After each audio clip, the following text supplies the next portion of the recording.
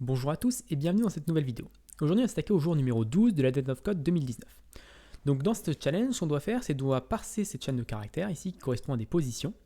Et ensuite on doit calculer un certain nombre d'étapes, donc 10, 100 ou 1000.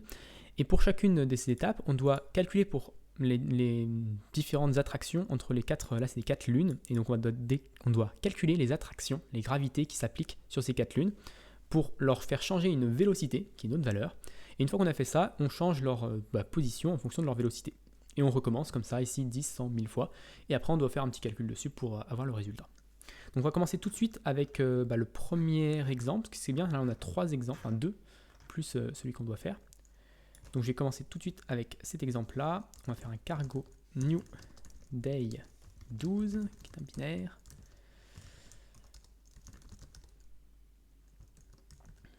Ok, SRC. Donc on va créer nos petits tests. Pour la partie 1, on va créer une chaîne de caractères. Donc j'ai encore oublié comment ça se présentait. Je crois que c'est comme ça.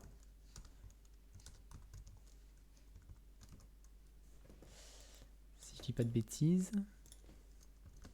Mais je suis plus sûr. Tac. Ouais, ça a l'air d'être comme ça. Donc là, on va faire un compute assert equals de le résultat doit être de, il le donne 179. 179, on va lui faire un compute part 1 ici en lui passant cette chaîne de caractères et en lui passant 10 comme le nombre d'étapes que l'on doit faire. Ok, donc là ça devrait nous donner le bon résultat. Donc, il manque une parenthèse. Ok, donc compute part 1, c'est une position as string, positions au pluriel. C'est un str, steps.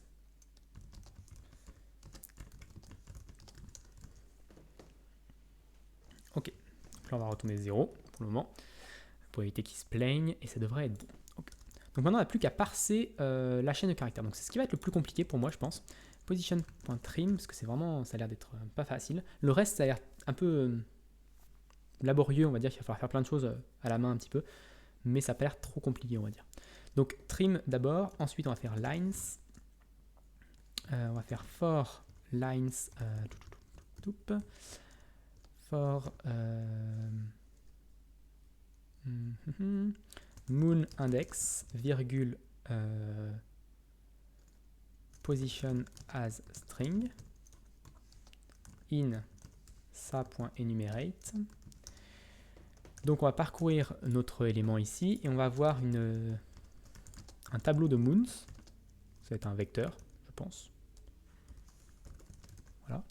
Donc un vecteur de moons qui vaudra ce qui vaudra. Je sais pas trop. Je sais pas si on a besoin de ça d'ailleurs, parce qu'on n'a pas besoin du moon index. Hop. On va pouvoir juste push dedans. Donc on va faire for lines et là on va faire position as string trim. Donc ça c'est juste pour les tests, pour que ce qu'on a des espaces avant, donc pour les enlever. Trim point substring slice. Je sais pas trop comment on va faire. Il faut que je regarde un petit peu le book ou la std plutôt. Str string str unicode slice. J'aimerais bien récupérer une partie str primitive. Donc j'aurais récupéré juste une première length is empty char boundary as bytes.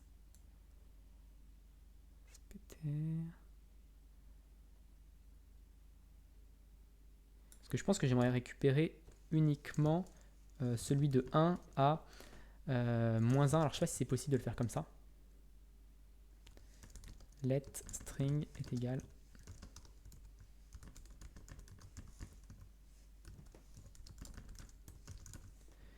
Et ça n'a pas l'air de compiler.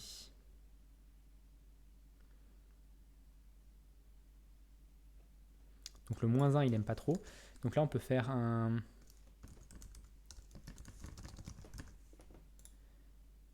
ça. Est-ce que ça me donne déjà les bons résultats? The size of str cannot be implemented.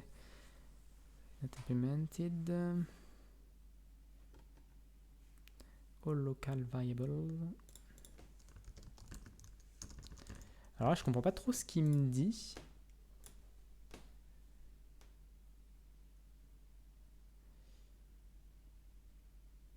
Try using a conversion method to string. Je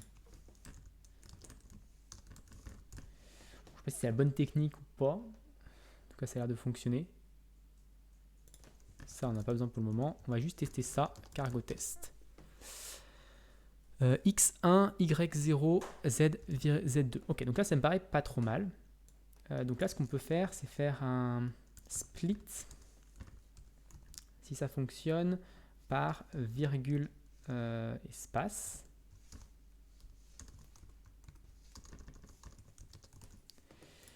Split, on va pas faire un toString derrière, parce que là, ça n'a plus aucun sens. On va enlever le typage, parce qu'on n'a pas besoin. Ok, donc ça a l'air de fonctionner. Ensuite, ce qu'on va faire, c'est qu'on va collect cet élément-là. On va faire pour chaque position, pour chaque axis. For value as string in axis. Je ne sais pas si on a besoin de le faire comme ça, parce que si on le fait collect, on va le collect dans un vec de str. Et là, ce que je peux faire, c'est dire que moon, on va reprendre notre moon, moons.push, et là on va push la position. Let x, on va le faire en plusieurs fois quand même. Let x est égal à axis 0.split par le égal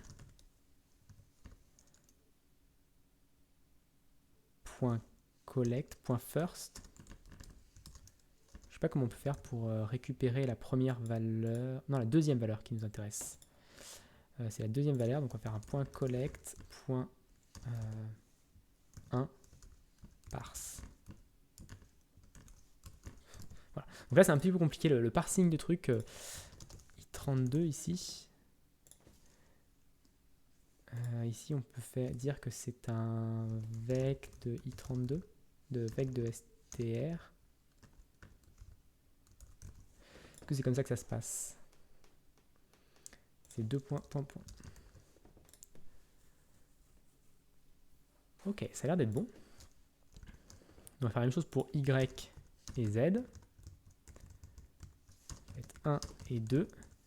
Et on va faire moons.push x, y, z.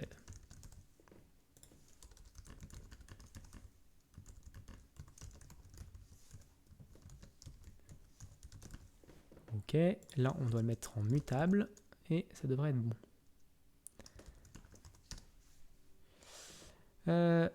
Index 21 is out of bound. Pourquoi index 21?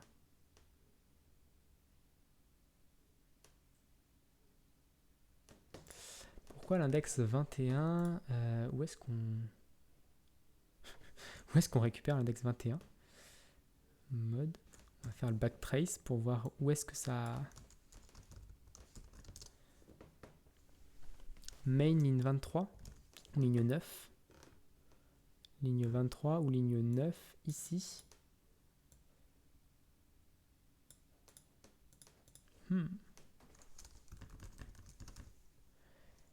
Est-ce qu'on aurait quelque chose de bizarre? Position à string ici.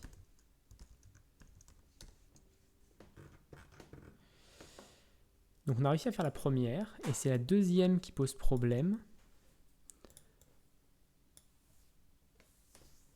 21 is out of bound. 0, 1, 2, 3, 4, 5, 6, 7, 8, 9, 10, 11, 12, 13, 14, 15, 16, 17. 17. Pourquoi il me dit 21? J'ai l'impression que c'est la position à string length qui vaut ça. Mais je comprends pas trop pourquoi ça vaut 21.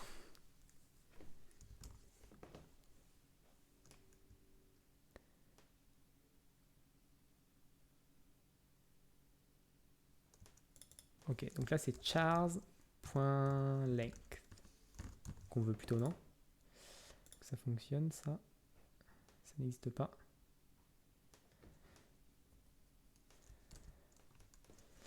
Alors, ça me donne un chars, mais chars n'a pas de... Et string, il n'y a pas un truc qui s'appelle split ou slice, quelque chose qui permet d'avoir un... matchy sparse, repeater, split... splitat.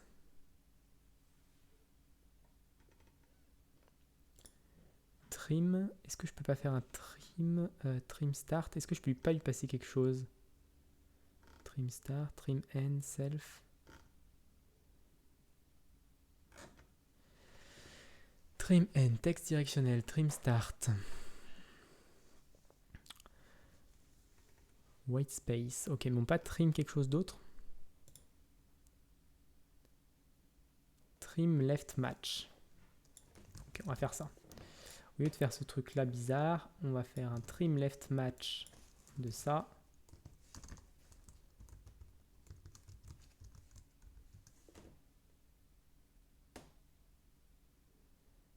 Pourquoi il me pose problème. Et trim right match de ça.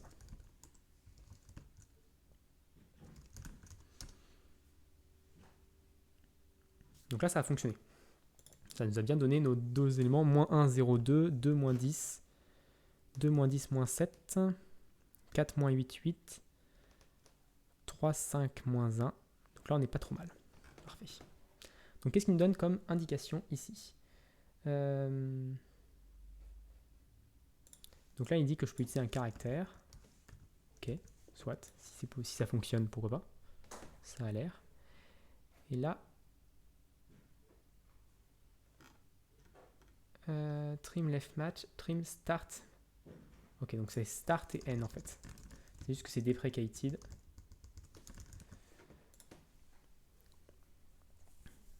Ok, donc parfait. Donc ça fonctionne sans problème.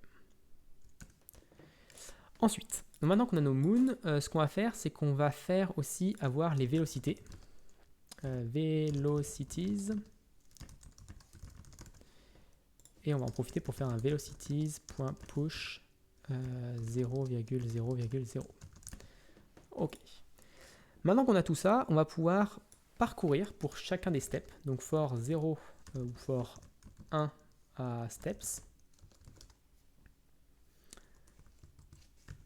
Faire comme ça, on pourrait faire 0 à steps, ça fonctionne de la même manière, mais bon, on préfère le faire dans ce sens-là.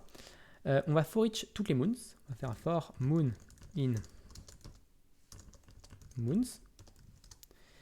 For moon in moons, ok. Et là, on va faire un autre for other moon in moons.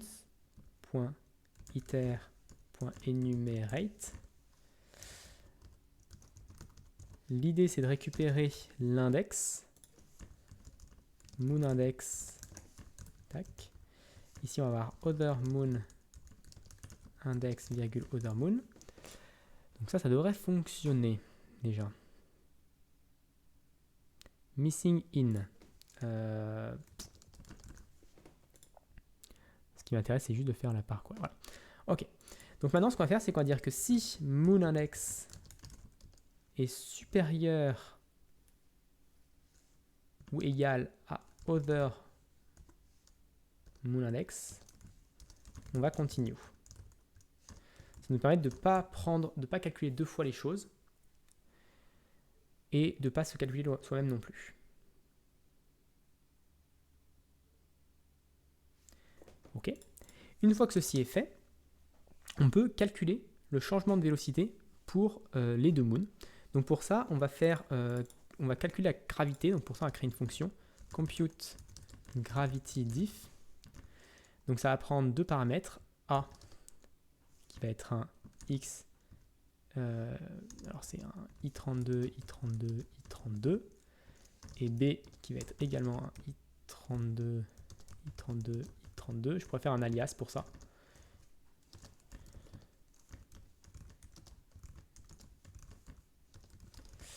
Je pourrais faire un alias pour ça, parce que c'est vrai que c'est un petit peu long à taper. Alors, comment on va faire ça? Il faut qu'on fasse pour chacun des éléments du tuple. Donc, if A.0 est supérieur à B.0. On va créer d'abord notre let mut gravity diff. On va appeler diff juste. Diff est égal à 0,0,0 par défaut. Gravity diff. Donc si A0 est supérieur à B0, l'idée c'est que c'est qu'ils vont pas avoir les mêmes déjà.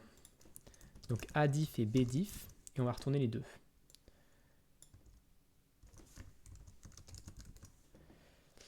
Et on va retourner du coup A diff, B diff.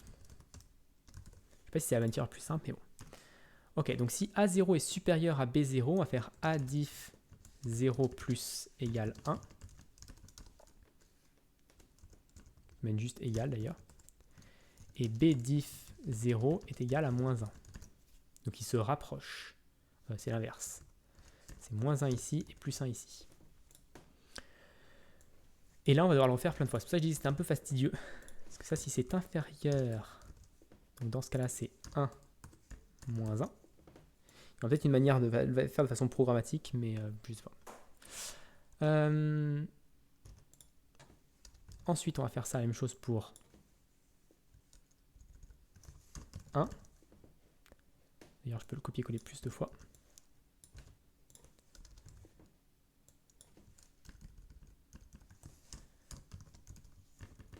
Et la même chose pour 2. Bon, finalement, c'est assez rapide à faire avec les multicurseurs. Si on n'a pas fait d'erreur. Ok. Donc ça, c'est bon. Ensuite, qu'est-ce qu'on va faire? Ici, on va calculer les diffs. On va faire. Est-ce que je peux le faire comme ça? Let, c'est ce chose-là est égal à moon diff, other moon diff est égal à get compute gravity diff de moon other moon. Que ça fonctionne de parser comme ça les choses. Found tuple, expected tuple, found référence. Qu'à cela ne tienne, on peut bien sûr effectivement lui accepter des références ici. Moondiff. Ok, donc là on a juste deux variables. Et donc là on va faire une addition de vecteurs. Donc on va faire fn add vectors. Donc pour ça on va avoir A, même chose, et B. Copier-coller ça là-haut. Ça nous renvoie 1 i32 également. Alors, comment on add des vectors? Tout simplement, on fait result. Let result est égal à A. Et on va faire A.0 plus égale B.0.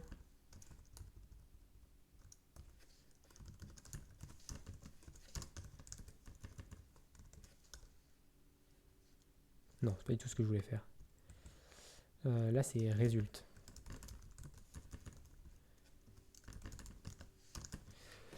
Result égale A et ensuite on additionne tous les trucs. Expected tuple found référence. Qu'est-ce qu'on peut faire ici au lieu de faire result? Là, on peut faire result égale à 0,0. Ou alors je fais directement ici le A.0 plus B.0, comme ça.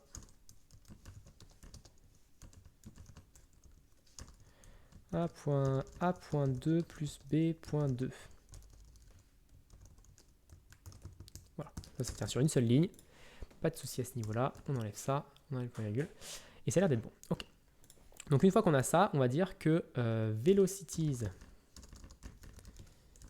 de moonIndex est égal à add vectors de velocities moonIndex plus moondiff. Et on fait la même chose pour other moonIndex. Et ici, other moondiff. Ok, ici on veut des références, pas de souci.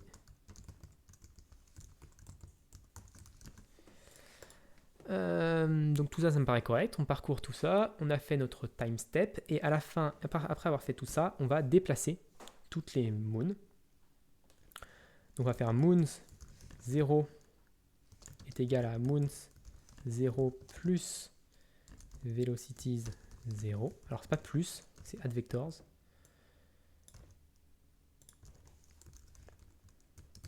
Je pourrais override le plus, je pense.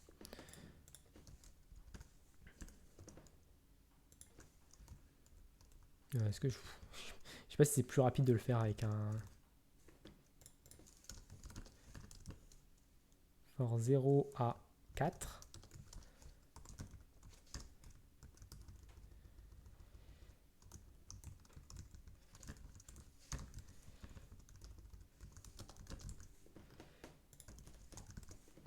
Ok, donc là on le fait pour toutes les moons et on recalcule ce truc là. Une fois qu'on a fini tout ça, ce qu'on renvoie comme résultat, c'est qu'on ajoute les vecteurs. Alors il nous explique ici, c'est-à-dire qu'on ajoute la position et on ajoute le... et on multiplie les deux.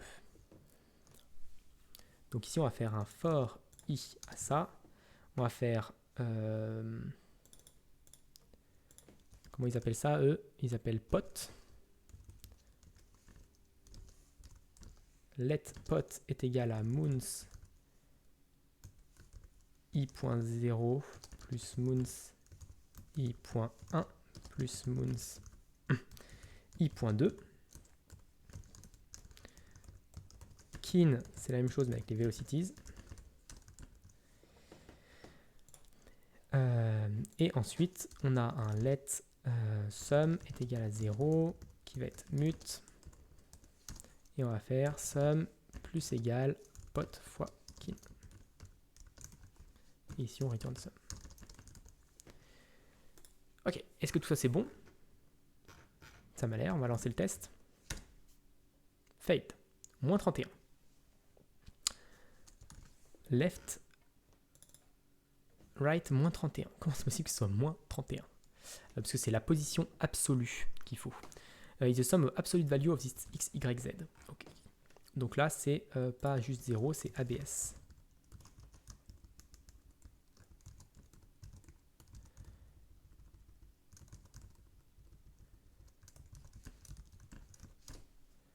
Et là, on est bon. Parfait. On va prendre le nouveau 100 step, c'est celui-là. Je sais pas si c'est le même résultat ou pas. 1940. Donc je sais pas si c'est le même. Non, ça s'appelle le même. 1940 pour 100 steps. Donc c'est bon aussi. Donc ça a l'air d'être bon. On a notre input. Get your puzzle input. C'est égal à ça. On va pas s'embêter à créer un fichier pour le moment. Enfin, pour le moment. Tac. On va juste le mettre ici dans le print hello world.